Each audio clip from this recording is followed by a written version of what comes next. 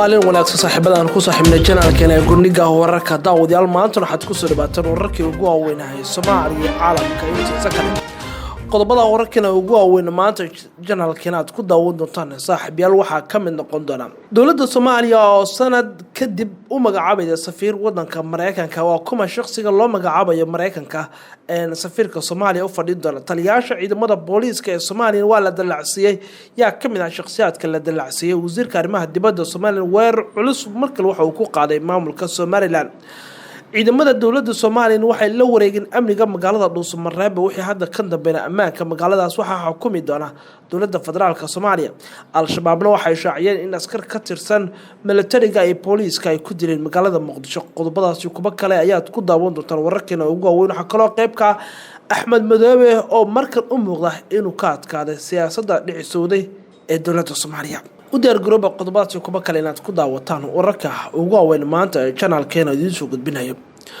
waxaa soo hormareynaa ahlu sunna ayaa markan waxa ay lumisay awoodoodii ugu badnaa magaalada Dhuusamareeb kadib markii magaaladaas ay la wareegeen gacan ku haynta ciidanka dawladda Soomaaliya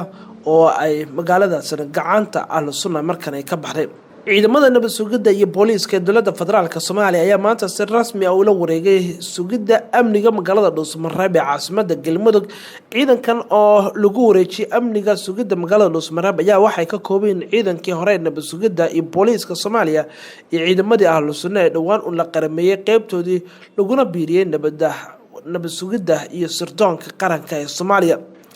رئيسها Soomaaliya Xasan Cali Qeere oo weerinayay wasiirkiisa amniga Maxamed Abuukar Islow Ducaale waliba wasiirkiisa ama wasiir dawliyaasha arrimaha gudaha iyo difaaca iyo howlaha guud ee madaxa fulinta ee Galmudug ayaa ciidamadan ku kormeeray dhiirigelin iyo waliba gudashana siiyay waajibkooda ku aadan xasilinta amniga magaalada Dhuusamareeb رئيسها ayaa ciidamadani kula dardaarmay hanaanka ugu haboon ay ugu shaqeyn doonaan sugidda amniga caasimadda Galmudug oo ay wada jir u shaqeyn doonaan waxaana ra'iisul sheegay in hadda kadib ciidamadan ay ka amar qaadan doonaan taliyaha booliiska Soomaaliya iyo waliba taliyaha nabad sugidda ra'iisulha ayaa ciidamadani kula dardaarmay in hanaanka ugu haboon ay ugu shaqeeyaan sugidda amniga caasimadda Galmudug iyaga oo wada jir ah oo ay u howlgalaan magacyo kala duwan kana amar qaatana saraakiisha xuquuqda ama mushaaraadka helayaan ciidanka ayuu ra'iisul sheegay in si joogto ay u bixin doonaan dawladda Soomaaliya ra'iisul Xasan Cali Qeere oo ciidankani ku booriyay in ay la yimaadaan dulqaad qalbi wanaag jacaal wadaninimo Soomaalinimo ayuu tusaale u soo qaatay in loo baahan in ay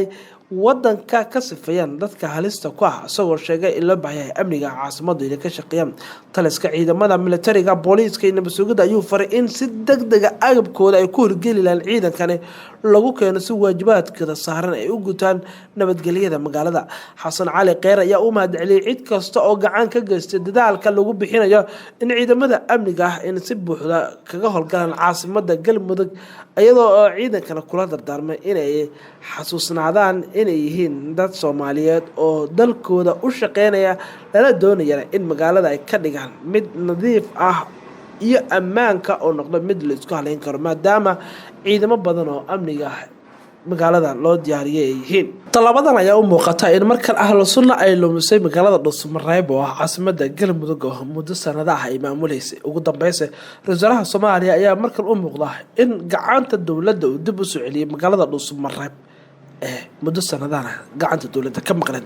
magaaladaas ayaa la qorsheynayaa inay martigeliso shirka dib u heshiisiinta ee Dhuusamareeb la qorsheynayo wararkana kalena qodobada ku jirana waxaa qayb ka magaalada caasimadda Muqdisho hadii aan ku soo laabanayna xalay munaasabad ayaa ka dhacday iskuulka la yiraahdo iskool booliisiya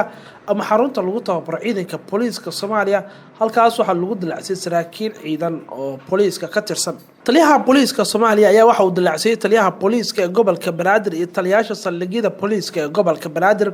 taliyaha la dilacsiyay ayaa waxa lagu bogaadiyo howlkarnimada iyo sida ay sheegeen saraakiisha ciidanka booliiska Soomaaliyeed waa sida lagu sheegay munaasabadii xalay ka dhacday magaalada caasimadda ee Muqdisho taliyaasha la dilacsiyay ayaa waxa lagu bogaadiyay howlkarnimada sida uu sheegay sarkaal ka tirsan ciidanka booliiska Soomaaliya saraakiisha booliiska Soomaaliya ayaa waxa la sheegay in taliyaha booliisku oo u soo jeediyay dilacsiintan oo u gudbiyay madaxda Soomaaliya gaar ahaan madaxweynaha dalka isla markaana ugu dambeyn madaxweynuhu aqbalay lala dalacsiiyay saraakiil ka tirsan ciidanka booliiska. taliyaha booliiska gobolka Banaadir Sadiq John Nickliran ayaa waxaa loo dalacsiyay darajada jarnaal sida uu sheegayo gudoomiyaha gobolka Banaadir iyo waliba taliyaha booliiska oo munaasabada xalay kaga dhawaaqay. taliyayaasha saldhigyada booliiska gobolka Banaadir ayaa dhammaantoodba marka laga wada dhigay gaashaale. munaasabadan ayaa waxaa ka qaybgalay ra-iisul ku-xigeenka Soomaaliya Mahdi Maxamed Guuleed Qadar wuxuu bogaadiyay dhalinyaradan yaryarka ah ee booliiska ka tirsan marka la dalacsiyay isagoo sheegay in dhalinyaradu qayb firfircoon ama door weyn ay ka qaateen xasilinta amniga caasimadda. waxa uu sheegay in dowladda Soomaaliya ay ka go'an tahay dhiirigelinta dhalinyarada lagana maldhigo saraakiisha. waxaana sidoo kale la sheegay in la dalacsiin doono dhalinyaro badan oo ka tirsan ciidanka booliiska kuwaasoo loo arko in wax badan ay ka bedeleen amniga caasimadda. taliyaha ciidanka booliiska Soomaaliya waxa uu sheegay in dalacsiintan kaliya aysan ku koobnaan doonin saraakiisha hadda la dalacsiyay laakiin ay jiri doonaan xubno badan oo ka tirsan booliiska oo ila la dalacsiin doono kuwaas oo loo qiimeyn doono waxqabadkooda sida taliyaha booliiska uu sheegay. dadka la dalacsiyay ayaa ah dhammaan saraakiil iyo taliyaal ciidan oo booliiska ka tirsan oo marka lagu amaanayo doorka iyo hawsha fiicneed ay ka qabteen amniga caasimadda. wararkeena kalena qodobada ku jirana waxaa ka mid ah wasiirka arrimaha dibadda ee Somaliland Axmed Ciise Cawad ayaa warar culus ku qaaday maamulka Somaliland iyo eedanba u jeeday. Axmed Ciise Cawad wasiirka arrimaha dibadda Soomaaliya ayaa maanta mar kale xafiiskiisa kula hadlay warbaahinta ayaa waxa uu sheegay in xiriirka looga jiro wadanka Gani ee galbeedka Afrika ku yaala ay tahay tallaabo saxsan ee dowladda Soomaaliya ee qaaday. wasiir Cawad ayaa waxa uu sheegay in wadanka Gani ay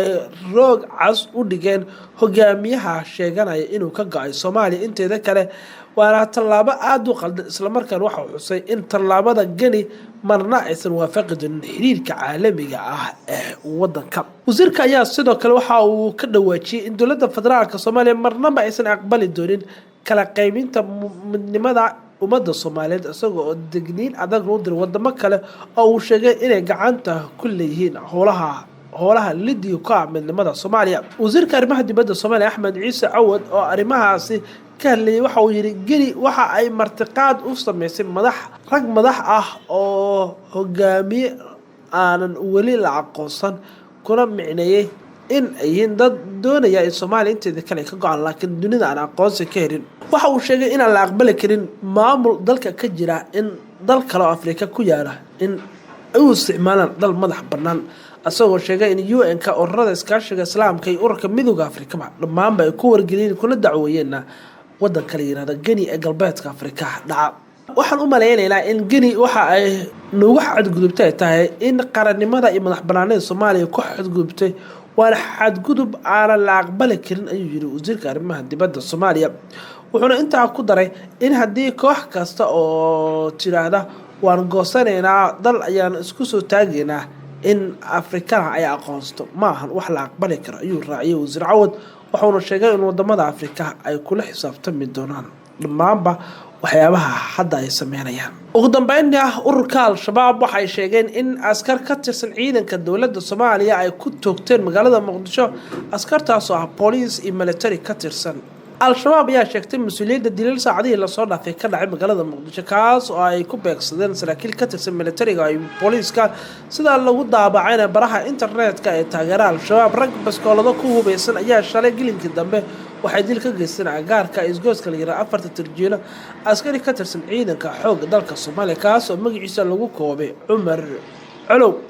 askarigan ayaa waxa la sheegay in xilliga la dilayay uu watay mooto waxaana mootodaas hore u kaxeyn jiray kooxdii dilka waxaana mooto kale ka soo dabaqaatay kooxda dilka u geysanaysa.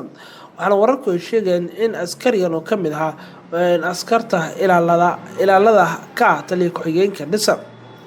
sidoo kale Al-Shabaab ayaa waxa ay sheegeen in sarkaal ka tirsan ciidanka booliiska ay ku dileen degmada Dharkelle waxaana sarkaalkan ay dileen lagu sheegay magaciisa Xidigle Cumar Dhagajoon. dilalkan ayaa labadan askari ayaa ah askar lagu dilay 48 saac ee ugu dambeysay ee soo dhaafay magaalada Muqdisho ayaana ka dhacay dilal aad u badan. warbixinta ugu dambeysay guud ahaan warkii aad ka daawanaysan channelkan ee Gundhiga wararka daawadeena maanta halkaas ayaan kusoo gabagabeynaa. dabadeed waxaan ka xasuusinaa wax walba oo macluumaad ku saabsan xaaladda Soomaaliya isla halkan channelkeena ayaan kugu soo bandhigi doonaa wax walba oo ku saabsan wararka Soomaaliya iyo caalamka intiisa kale. guud ahaan wararkii ugu waaweynaa maanta daawadayaal waana